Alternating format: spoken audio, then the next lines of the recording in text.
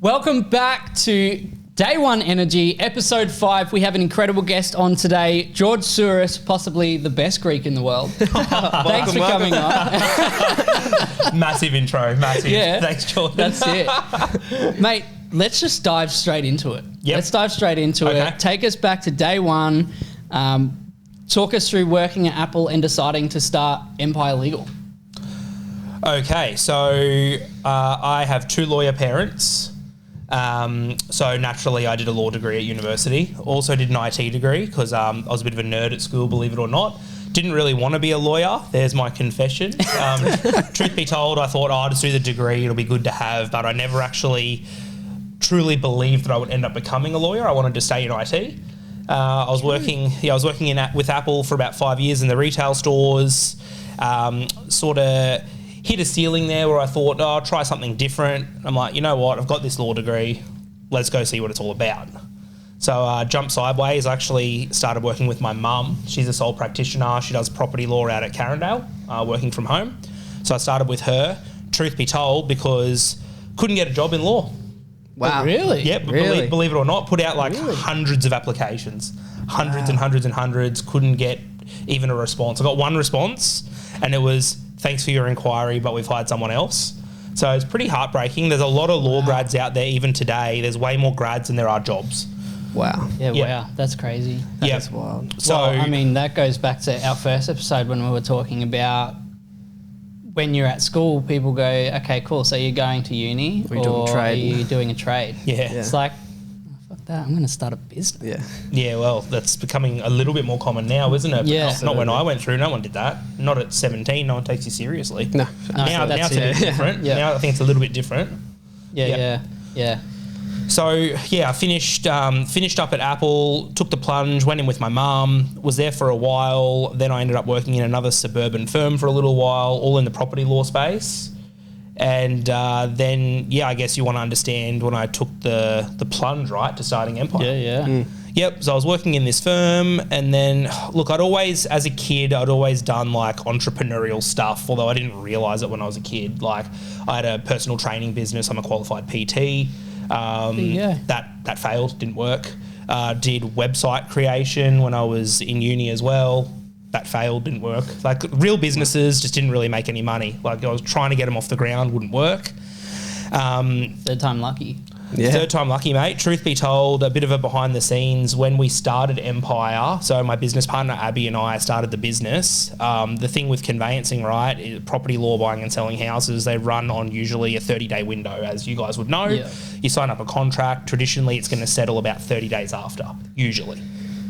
Keep in mind when you've got a new business and you've got a mortgage and bills, you're not getting paid.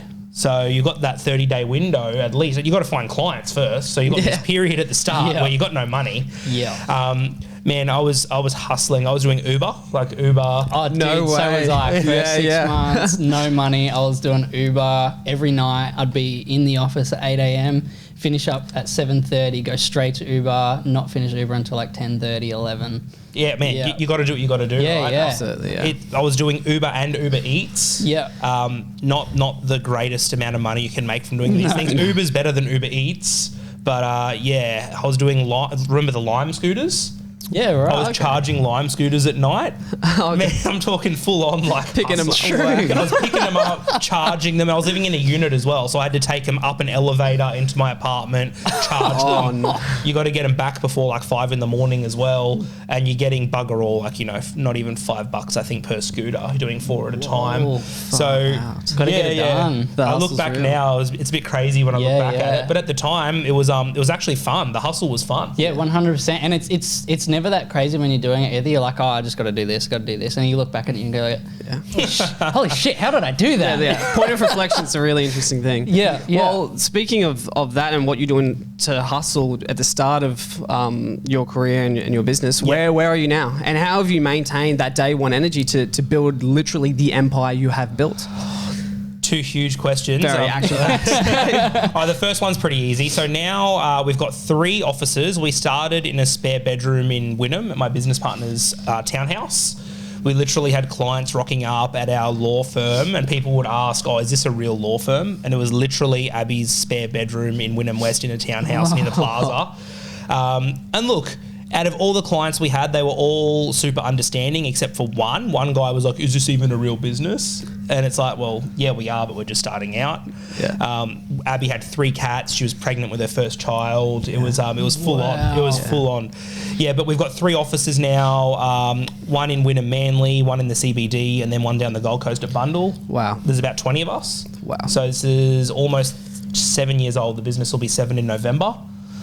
How do I keep that energy? I mean, look, I'm only one piece of a big beat. Well, big-ish, I wouldn't say big, of a beast, our business. It's big compared to when it was just Abby and I. Yeah. I'm only one piece of that puzzle, right? So yes, I basically do sales and marketing at the moment. That's my role in the business. It keeps evolving all the time, but I wouldn't be able to do it without the team. That's the critical piece. But in terms of the energy, for us, as cliche as it sounds, in the conveyancing space, and Jordan, I'm sure you can attest to this with your experience in the industry, there's a lot of cowboys out there, there's a lot of yahoos, there's a lot of people doing it super cheap without the right experience, with the right people to help those clients. So I am passionate about delivering an amazing experience to people that want to buy and sell a home. Yeah. And I know it sounds so cliche, but to get an amazing experience, and, you know, coming out of a company like Apple, where I spent half a decade of my life, where when it comes to excellence in customer service, you won't find a better business than Apple. Yeah. Yeah. Like, yeah. It literally. needs to be there. They are good. Yeah. So I got to take those skills and bring it to a very archaic industry. You know, I always say to people, I laugh now, but when I started, I had Apple Pay on my watch, right? And I was using this every day, showcasing that in the Apple stores to, you know, bank checks and trust checks and paper settlements and fax machines. And we're talking 2017, so not so long ago. Yeah. So, yeah, I mean, delivering that amazing experience is sort of what keeps me going even now. There's a lot of work to do. Like, we're only a small player in the big scheme of all these transactions. We wouldn't even have like a 1% market share in Queensland, right? It's a lot of very small businesses that make up property law in the state. And I want to get the good word out there and help people have a good experience when they're buying or selling a house. And 100%. 2,000 5-star reviews, mate. I think you're getting that word out there. And how have you done that? 2,000 5-star reviews. One, getting reviews is not always easy. People don't really love doing that. Yep. But 2, providing 2,000 5-star experiences, and that's over and over and over again. What is your process behind doing that? Great question. It's not as sexy as everybody wants to hear. The truth be told, it's asking every single client, every single time for 7 years. So on the back of working at Apple, they were huge on getting customer feedback, genuine, honest customer feedback on how to improve the client experience. So when we started, I said to Abby, we've got to get reviews. It's so important. And, you know, we had no reviews. No one even knew who we were, really. We were a brand new business. But every single time we asked the question, and that 2,000 is quite a small fraction of the total number of clients we help. Like, at the moment, we service maybe 200 to 250 new clients every month. Every month. Wow. So when you turn busy. that out over a year, it's like, you know, That's busy. what's that, nearly 3,000 clients. Yeah. Especially when you've got settlements coming out at the same day. That's busy.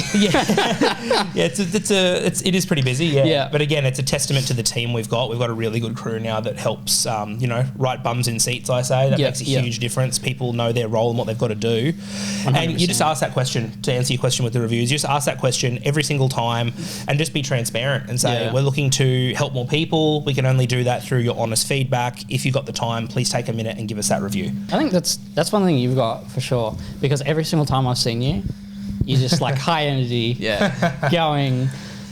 Yeah, look, it's not could be the every Greek in single you, day, but it's a lot.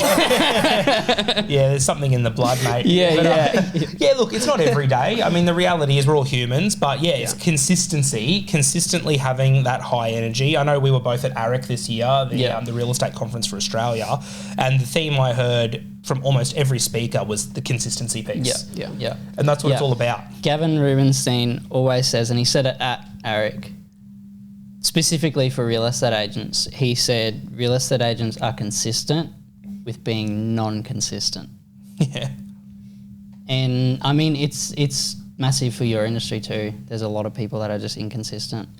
Man, the reality is we've got to pick up those phones. We've got to respond to those emails. Yep. It's like our not negotiables, right? Yeah. And you've got to have not negotiables. It's probably a really important topic for this day one energy piece, right? Like for me at one stage, I had a focus on health, and my not negotiable was I won't go to the office until I go to the gym. Yep. So love it. And I learnt lessons from this, and I made it a not negotiable. I'm like, I will not go to the office until I go to the gym. If I wake up late, guess what? Still got to go to the gym, which means I rock up to the office late, which means that I'm on the back foot all day. And then you quickly learn these discipline, this routine of like, all right, I have to go to the gym, which means I should probably go to bed earlier so I can wake up and get to the gym, get showered and get to the office, because those days that I rock up to the office late because I've had to go to the gym later, I'm on the back foot all day, and that's shit. Yeah. Yep, 100%. And your energy is not great. Yeah, and that's a whole nother point, right? Like training, for me, I love training in the morning. Yep. Gets me going, gets everything moving, feel great. I used to be a night owl when I was younger, but now, 30s, they hit a bit different. In bed by 6, mate. Yeah. When the sun goes down, my batteries are flat. But honestly, I find for me, there's peace in the mornings. You can get stuff done. Like I do a weekly blog, which I know that you've seen. I think that was one of the questions that you briefed me on, is from Dion. Shout out to Dion. How do I consistently do one blog every single week? And we're in our second year of doing that now, and to be honest, it's not easy. A lot of the times it goes out on a Thursday. A lot of the times on a Wednesday I sit there scratching my head in the office at Manly with the team going, man, anyone got a blog idea for tomorrow? And they're all busy doing 400 things. Like they're running all of our deals now. Like they're not thinking about what blog idea George can do. They're like, mate, I've got like 30 deals to settle. Like leave me alone. So The answer to that is that's my not negotiable now. My role in the business is sales and marketing. So I don't run the deals anymore. I oversee that, and then the practice manager Chanel and my business partner Abby, they take care of that, which frees me up to be creative. And I'm the most not creative person you've ever met, believe it or not. All the stuff you see on socials is my younger sister. She's got a marketing degree and she does all of that for us. So her and I spend heaps of time together. So shout out to Maddie, you're bloody awesome at what you do. So I sit there and I think, man, what can I talk about? And the gold standard for me is how can I get 3 or 4 weeks ahead? And I've been trying to do that for over a year. Sounds crazy, just to sit and write 3 or 4 blogs in advance so that I'm running a month ahead of time. Probably similar to a process you guys do with the podcast, I guess. I'm not sure how it works for you guys. Otherwise, you're always scrambling to find another guest. In a short amount of time. I've normally got a plan the month before. We go, okay, cool, let's sit down. Like we've got the next guest planned already. I was diarised from weeks ago. Because I had to drive out to the Redlands. I live in the city. Actually. Well, there you go. It must have been maybe a couple of months ago. I remember you were messaging me and we were trying to pick a day. It took like 6 goes to get a date that lined up for all of us. And people coming straight off a plane. Lockie was in America when we were trying to book it, comes back and then goes, oh, I've just booked a job in New Zealand, but I get back Tuesday morning. See you there. Like and we've got it booked in. I'll be there. Yeah, I flew in 2 hours ago. Yeah, there you go. So crazy. That's some day one energy. Yeah, well, you were meant to. Well, actually, it was meant to be early this morning, right? That you were meant to get in, but you didn't leave till early this morning from New Zealand. And then he was like, yep, I'm not going to land until like 6. I was like, I hope there's no more delays. But it'll be tight. But I guess, and this whole chain that we've just talked about then is process. What works for you to run your business, to run your life effectively? If you have to wake up in the morning and go to the gym, and you don't go into the office till you do the gym, because your body and your mind is affected so much by doing physical activities that gets you in the right headspace to be able to perform as an individual and maintain that energy. And as running, a pretty big company now and doing your thing, what process have you fine-lined your life down to be able to have a bit of balance between personal and professional, but also enjoy your life? That's a big one. That's a really action-packed one. I'm sorry for these big questions. No, this one's okay because I think about this all the time. Like all the time. So processes. The business, now that it's a bit more mature, I'm lucky that we've got the team and I can lean on the team. It allows me more flexibility. For example, I talk about like sitting about trying to be creative and writing a blog. Go back 2 years ago, Abby and I were running full file loads. Man, I couldn't even get up to go and buy a coffee, like, because there was, emails coming in faster that we could get them out. I remember over COVID, when things were going bananas for the property market, I set up this little counter in Outlook that would show how many emails a day were coming in. And this is just to my email. So like the George at Empire Legal email, not info, not Abby, not the other 15 staff. Just my inbox was getting 500 emails a day. Whoa. And out of that, and you think, oh yeah, but he's got all these subscriptions and they're spam. No, out of those 500, 400 were being responded to. Wow. Because I like to run a really lean email subscription on the work stuff. Like I pretty much don't get all of those spammy emails. I keep them on a personal account just to separate it, and I use the inbox as like a to-do list, so whatever's in the inbox needs to be actioned. Yeah. But to answer your question without jumping too deep down the rabbit hole, a calendar's super important, and I'm by no means am I pro at this. I'd still say I'm a beginner, believe it or not, being 7 years into business, where the road to hell is paved with good intentions, right? I have the calendar and I set out the blocks on what I want to achieve, and I go, all right, 1 hour, write blog, 8 till 9 a.m. That's what I'm meant to do. What actually happens is a different story, but that placeholder's there so that I can try and sandbox that period of time to achieve that task. Yeah. The problem is, and maybe it's my personality type, I think I can do 100 things in a day. So I'll load the calendar up. The reality is you might be able to get 20 out of those 100 tasks done, and then you've got 80 that roll over. Yep. And I'm still battling with that. I'm conscious of it. Having that awareness is important. So now I'm trying to schedule less things so that I have time to focus on them. I also find that I get distracted easily, like most human beings do. We have a team chat on Zoom where everyone can ask questions about legal things that are going on with property and whatnot. I'm actually not in that chat anymore because it would just go off all day, and I'm sitting trying to concentrate and write something, and it's like ding, ding, ding, ding, ding. So I said to the team, like, I'm out. Text me if you need me. I'm actually out. Can't handle, my brain can't handle no more. Yeah. Do not disturb's another huge thing, and I'm still not great at it. Like I feel weird if I go off the grid even for an hour. I use it all the time. If I go into an appointment, my phone's on do not disturb. If I'm, I do 45-minute stints. If I'm doing a 45-minute stint of calls, my phone's on do not disturb. My friends, even Lockie can contest to it. They'll message me and they won't hear from me from like 3 or 4 hours because I need to put stuff done. It's on do not disturb. Yep. But that's so important if you actually have a task you want to achieve. Have you guys heard the eat the frog theory? No. It's I think it might be Brian Tracy or one of these famous guys back 30, 40 years ago was saying if you've got a series of tasks that you have to do, and one of them is eating a frog, which is obviously a pretty shit task, you should eat the frog first. Get it out of the way. Otherwise, the whole time you're just thinking about, oh man, I've got to eat that I've got to do that. I don't want to do that. Yeah. So if you get up and you just cane it and you get that done, the dopamine hits, you go, man, I've achieved something. I'm feeling good. Crack on. Rest of the day. Yeah. So look, it's definitely still something I'm learning every single day. And like I said, I'm not an expert in it. I'm not a master in it. It's just about continuing to go.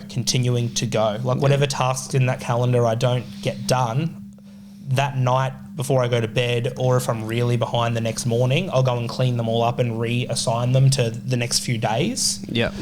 But having those tasks in the calendar helps. And that includes personal things like, gym. I go to the gym every day. That's scheduled. It's scheduled and I do it. Now I've got gym. I've got lunch, I've got wind down, and then I've got go to sleep. I've got get ready for the day. Everything is in my calendar, and I've got a personal phone and a work phone. I get reminders of both of my phones. All my personal stuff goes onto my personal phone. All my work stuff goes into my work phone. Yeah, and that's a really good point. Like that comes to having a life. I know hustle culture is certainly something that is pushed all over the internet, and I'm a product of that, like just working hard and to get results. Yeah. But now, people are like, oh, you must work so hard. In terms of the physical hours, this is the best it's ever been for me because we've got a team that can help. I actually do switch off at 5 most days. Like I actually go, nah, you know what? I'm going to go to the gym now. I'm going to cook a meal. I'm going to relax. But those days in the early days didn't exist. It was from the second I woke up until I couldn't stay awake anymore. we'd work. I remember yeah. Abby and I, at the end of the day, we'd divvy up whatever new contracts came in for that day. We'd split it down the middle and we'd take them home and then we'd open them all that night. You know, and that'd take hours and hours and hours and hours. I'm not even going to ask, did you burn out? I'm going to ask, how many times did you burn out? Man, there was certainly Christmas breaks, and you usually don't realise this until you slow down, right? Like it's usually Christmas break because we shut down for at least a week and a half. I remember a few years ago I was in Byron Bay, first time I'd ever been down there. I thought I'll go down there over the break, that'll be cool with a few mates. I remember ringing Abby, and it was like between Christmas and New Year's, and I said, I don't want to do this anymore.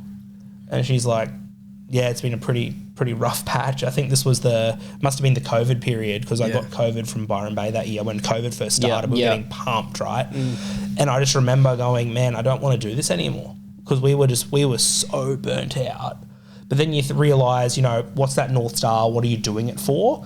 And then you go, all right, how can we do better in terms of looking after ourselves? And the business owner, good business owners, will always put themselves before the team, and they will burn themselves into the ground. Yeah. They will. Like it's inevitable. It's part of the learning journey. I don't know how many times.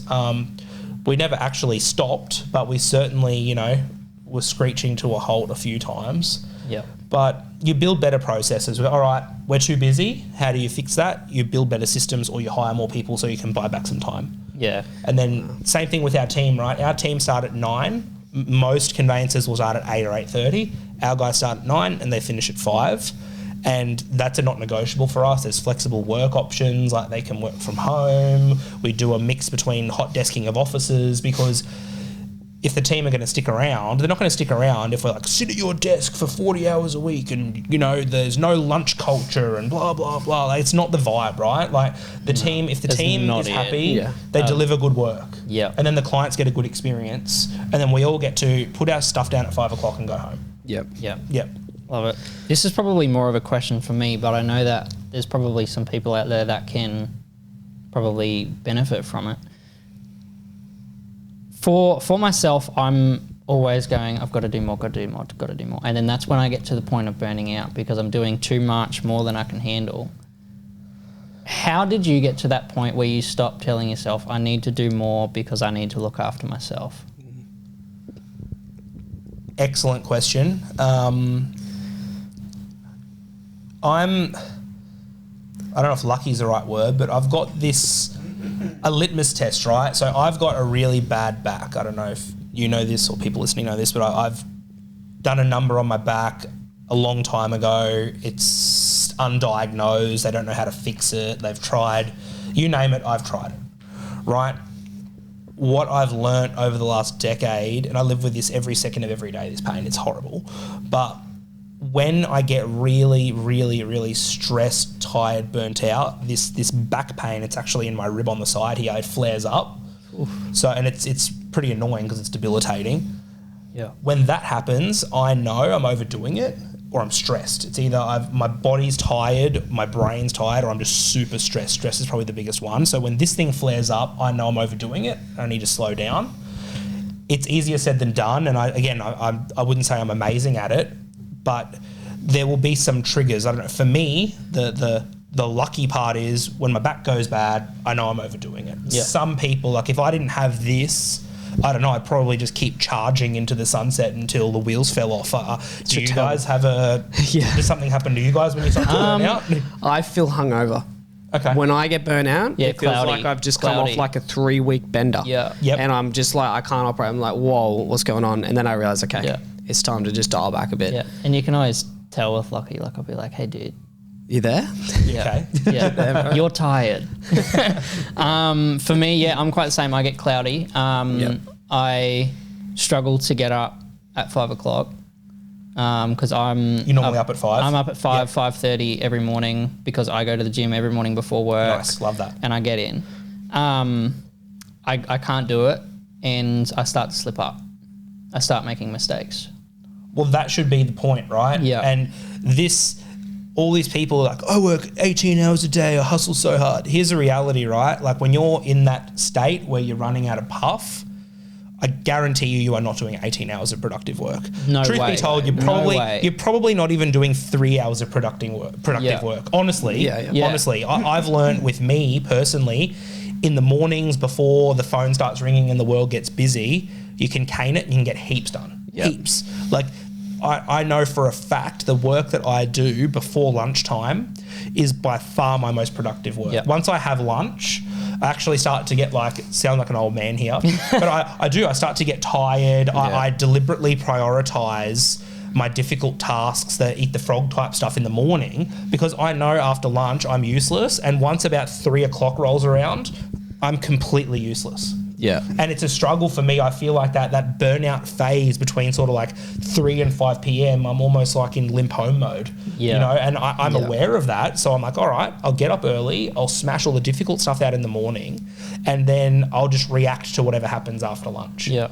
You know, like all those heavy lifting, high mind power tasks for me have to happen in the AM. Yeah. That's what I've learned. But again, you realize these triggers, go do whatever it is to recharge yourself. I'd say rest is the biggest thing. Yeah. You just have to rest. Yeah. And you got to remember, unless it's ultra time sensitive, that problem is going to be there later. And if you've had some sleep, you're going to tackle it a lot better in the morning. Yeah. Well, that's what I've started telling myself is, okay, if I don't rest, then I'm not going to be able to provide the service to the clients. I'm not going to be able to get the work done. Let alone So any sort of a need- personal life, mate. Yeah. Sounds like you guys are, you know, in the phase you're in, same as me, you're prioritizing the business. Whatever sort of personal life you have is probably completely out the window. Lacking. It doesn't come first. It's business. So you're prioritizing the business. That's got to be your priority. Like, you're not going and doing things for yourself. You're not going and doing an ice bath or a sauna or a nice long walk. In the back of your head, you're Every morning before work. every morning before Straight work. after the gym. Every morning. Every morning before work. Yeah. Well, if you can do that, that's great. That's great. It's good for you. But for the majority, you'll be burnt out. You'll wake up, you go, oh, I'm behind, I'm stressed, I've got to do all this stuff. Just set yourself, if you do like these 45-minute blocks are amazing. If you can do 3 45-minute blocks in a day where you're on Do Not Disturb and you're left alone and no one's talking to you, you will do more than most people in your competition. I truly believe that. I truly believe that. That's actually a really good thing that I might actually apply. 45, Yeah, 45, that was something that I was taught by my first mentor when I first got into real estate. He said, if you're doing any more than an hour, spending any more than an hour on a task, you start to become unproductive on that task. You don't do that task as well. He said you need a break, and you can't sit in front of the computer for hours and hours on end because your eyes start to get tired, you start to get tired, you start to make mistakes. He said, I want you to spend 45 minutes on a task. He goes, work out how many calls you can get out in 45 minutes and set that time. Set that, as opposed to watching the clock. Yeah. It's, okay, cool, I can get 40 calls done in 45 minutes or 30 calls done in 45 minutes, whatever it be. Do 30 calls, take a break, go get a glass of water, go to the toilet, whatever. Sit back at your desk, do the next task. Don't do the same task. Do the next task. Well, mate, honestly, like how many agents, and I know this isn't my area of, like expertise, but I know a lot of agents that we work with, how many actually sit for 45 minutes and connect calls every day? Not bloody many. No, well, the killers probably do. Yeah. The consistent ones do. That's being consistently inconsistent. Yeah. You need to find out what works for you and consistently apply it. There's no point in working weeks straight, going so hard, then the next week you're at 25% productivity. So, essentially. Yep. Cool. He's pretty much answered most of those questions though. So you actually went through Dion's question already. Sneak peek. He could be the next guest on the next episode. Who knows? So Jack is actually a really good friend of mine. He has been thinking of starting a business recently. Yep. His question is, which we've kind of covered, how do you keep consistent? And then he's also added in there, what are some tips you have for keeping consistency even when you want to quit? And these are spitfire questions, so these are like 30-second to a minute answers. Yep. Okay, cool. Bite-sized chunks. Yep. So let's use, say, my not negotiable of creating that blog content every week. I know we touched on it before, but you got to build some tools. You got to set the system up so you can always win. How you do that is like banking up that content, for example. Like I know I've got to do it every week. In my brain, I'm like, I know I've got to get ahead. How else can I get ahead? I can go to everyone in my team and go, what's a blog idea? Give me one. Just give me one. I've got 20 team members. That's 20 blog ideas. That's almost half a year's worth of content. Yep. But I've got to pull my finger out and go and do it. Yeah. So you just have to make it not negotiable, mate. That's the answer to the question, is make that something that must be done and then work out a strategy so that you're not scrambling every week to do it. Even though that's what I do right now. But I've got a plan. You know, hopefully if I ever come back here in the future, I was like, mate, I'm 8 weeks out, life's good, I'm not stressed. Yeah. I content creation, there's every now and then Lockie will be like, okay, what's our plan for today's video? I'll be like, I have no idea. He goes, okay, well, we're shooting in an hour. Cool. Okay. Man, that's literally my sister and I. Maddie's like, we've got to shoot the blog. And I'm like, I need to write the blog. Yeah. She goes, we have to do it, like, hurry up. And I'm like, yeah, I'll just do it in a minute. And then fires will pop up at work and I'll be doing all these things. And she'll be like, it's been an hour, let's go. I'm like, still haven't started. Yeah. 100%, yeah. And that's stressful. That's stressful, mate. I don't want to live like that. I hate myself. Every week I'm like, God damn it again. Yeah. I'm extremely lucky that I've got Lockie. Lockie is like, I think when it comes to social media and content creation, everyone needs a Lockie because I'll be like, I have no idea. Everyone needs a Lockie. Thanks, guys. Appreciate that. Yeah. He goes, he'll put his link in the bio. Yeah. Tagged in every Instagram post. But seriously though, it comes back to that team thing we were talking about. 100%. You need a winning team. You can't do it on your own, mate. When he calls and he goes, okay, we're shooting in an hour, and I've got no idea. He'll run off some ideas. He'll be like, okay, cool, we can do this, and this, and this, and then that's when the creative. When you're bouncing off of someone, that's when the creative juices start to flow, and you go, oh yeah. Okay, yep. Okay, let's do this. That's my process and how I do my business. Yeah, but everyone operates differently. And I do I do videos in between as well that I just film on my phone here in the studio. I love them, by the way. They're authentic. I love them. Real. I got the idea from you. He stole it. Yeah. That's a compliment. Because you were providing informative information that was useful to people, and I was like, well, do you know what? Right now, I'm not getting incredible engagement on these videos, so I'm going to start providing value, giving value to people, and then in the hopes that they'll go, yeah, okay, he's the real estate professional. I need to use him. Yeah. He knows his stuff. He's told me this stuff, and I haven't paid for it. Yep. Mate, Gary V. I don't know if you guys know Gary V. Everyone knows Gary V, right? I've watched hundreds of hours of his content. Garrett Sell. Absolute killer. Absolute killer. Man, when he was doing the wine library stuff, if you go back and actually look at it, low quality production, like him with an iPhone, but consistency. This guy did thousands of episodes, and he's like, man, sometimes I could get 10 views. Yeah. But it was building that muscle to actually create the habit of doing it. Yeah, for sure. What other questions do you guys have for me? The other one was from Dion, which we kind of answered, which was, how does he continuously come up with strong weekly content? The team helps me with that as well, guys. I may be the face of it, but again, it takes a village. It takes a village. Can't do this all on my own. Yeah. Quite often I'll go to Alex or I'll go to Cora and I'll be like, I need to do this video, but I'm really struggling with ideas. What are you seeing happening at the moment? What's a good, like, what would people want to know? And quite often, again, gets the creative juices flowing. We talk and we go, okay, cool, that's a good idea, let's do it. For sure. Man, I've got a hack. It's super simple. It's so simple. Literally notes on your iPhone, and when you get questions asked to you, like be it in a listing appointment or a whatever, whenever you're out and about, if someone asks a question, that question is probably something that other people want answered. That's how I think of a lot of the blog ideas, to be honest. You put it in your notes on your phone as just topics, and then that's where you pull ideas out of. But if you don't write it down, it'll get lost in the abyss because you're trying to do 4,000 things at once. Yeah, and then you've got something to come back to. That's what I do. It's not rocket science, but it works. I like it. That's a good idea. Well, yeah, I think that's a pretty good point to close it out at. But I've got one more question that I think we'll close it out. It's a big one. Okay.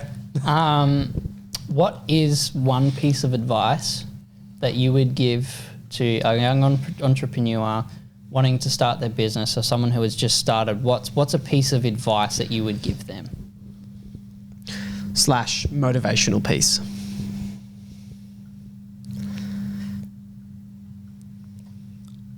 It's a big one. The most important thing coming to the top of my head is you don't need to reinvent the wheel. There is somebody that, you know, you're trying to get to this stage and you're trying to learn and you're on the up. There's someone that's already up, or someone that's already been up, that has had thousands of hours of growth and pain. You just need to channel into that person a mentor. That honestly is the answer. You need to find someone that's already done it, or somebody that is a, you know, successful businessman or woman that can give you some guidance. It may be as simple as, you know, hey, Jordan, I want you to do one post on Instagram every day. That's a start, or whatever it might be. It's mentorship. These guys have done it. You don't need to create this new cool way of doing it. It's already been done. Yeah. Find someone that's done it and just ask them for help. Humans love helping humans. This is true, yeah. Humans love helping humans. I'm so lucky through, ironically, the Greek stuff. Yeah. There's this, it's called the Greek Australian Society, right? And they're predominantly down in Sydney, but they've got a little bit of a base up here. I became a member. They had a mentoring program, and I was paired up as a mentee. So somebody mentored me only last year. So, you know, there's all these different levels, right? This guy, Emmanuel, shout out to Emmanuel. He would have a Zoom with me every month, all paid for by the society. I didn't pay $1. Wow. And he helped me so much with like my mindset and growth and goal setting. So there's so much out there for free. You just need to find somebody that can help you and steer you in the right direction. And you've got to ask the question. Just ask the question. You've got to be ambitious enough to reach out to these people. Just ask the question. The worst thing they can do is say no. And if they do, who cares? It was probably over a DM or a text, and no one will even know. Yeah, they'll forget a week later. Exactly. Yeah. Exactly. And rejection's part of both of our jobs anyway. Exactly, yeah. Me too. Yeah. Bill's tough skin. Yeah. That's it. No, thank you so much for coming on. That's amazing. I've taken a lot from that. These episodes just keep getting better and better. Sorry, Alex.